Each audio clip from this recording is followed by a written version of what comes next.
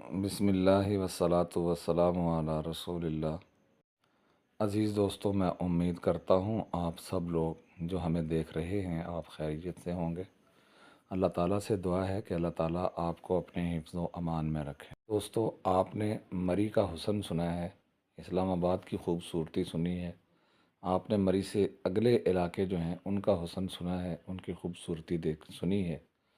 آج ہم آپ آپ کو وہ خوبصورتی دکھائیں گے جس خوبصورتی کے متعلق آپ نے سنا ہے۔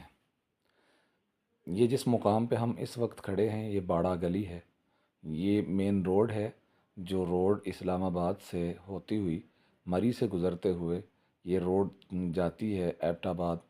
یہ ایبٹ آباد روڈ آپ کہہ لیں۔ یہ دوستوں کے ساتھ ہم یہاں پہ آئے تھے، اہل حدیث یوتھ فورس سٹی فیصل آباد کے، شہر فیصل آباد کے دوست تھے، ہمارا پورا قافلہ یہاں پہ آیا تھا۔ یہ دوست کھڑے ہیں، میں ویڈیو بنا رہا ہوں اور آپ دیکھیں کہ قدرت کا کیا خوبصورت منظر ہے۔ جولائی کے مہینے میں یوں لگ رہا ہے جیسے جنوری یا دسمبر کا مہینہ ہو، اتنا خوبصورت موسم ہے۔ اور اللہ رب العالمین کی اس فطرت اور اللہ تعالیٰ کی قدرت کو دیکھ کر ہم خوب انجوائے کر رہے ہیں، ہم دوست خوب مزہ لے رہے ہیں اور اللہ تعالیٰ کا شکر ادا کر رہے ہیں اور اپنی خوشی کا سارے دوست اظہار کر رہے ہیں۔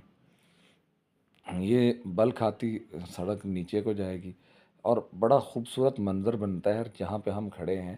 یہ نیچے پہاڑ ہیں اور پہاڑ کے اوپر ہم کھڑے ہیں، سڑک کے اوپر کھڑے ہیں اور نیچے پہاڑوں میں لوگ رہتے ہیں۔ یہ وادیاں ہیں، چھوٹی چھوٹی وادیاں ہیں۔